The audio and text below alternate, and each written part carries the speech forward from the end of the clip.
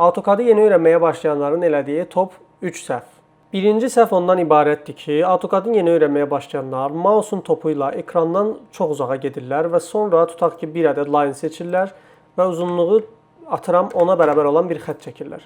Bunu çəkəndən sonra onlar deyirlər ki, mənim xəttim ekranımda düşmür. Əslində xətt ekrana düşüb, sadəcə siz mausla ekrandan uzaqlaşdığınız üçün o xətti görmürsünüz. Bunun üçün mausun topuna 2 dəfə tıklayırsınız və siz ekranda nəyi çəkmisinizsə, ona yaxınlaşmış olursunuz və bu şəkildə sizin xəttiniz görünür. Yəni siz mausla nə qədər yaxınlaşsanız, bu böyüyür, nə qədər uzaqlaşsanız kiçilir. İkinci səhv ondan ibarətdir ki, AutoCAD-ı öyrənənlər bu hissədə gəlib close deyirlər. Burada close eləyəndən sonra ekranda heç nə görünmür. Hal-hazırda gördüyünüz kimi mənim menyularım yoxdur.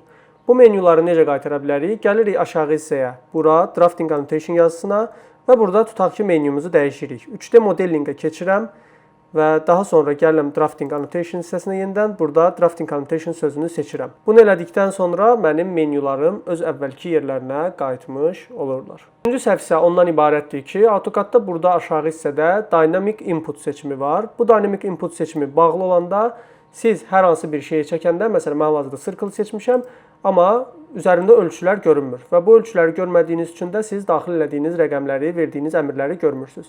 Bu Dynamic Input-u gəlib buradan aktivləşdirməlisiniz bu hissədən. Bunu aktivləşdirəndən sonra mausun yanındakı yazıları da artıq görmüş olursunuz. Məsələn, line-ı seçdim.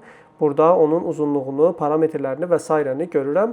Bunlar AutoCAD-ı yeni öyrənməyə istəyənlərin, yeni öyrənməyə başlayanların ən çox qarşılaşdığı səhvlərdir. Siz də bunları öyrənin, bu səhvləri eləməyin.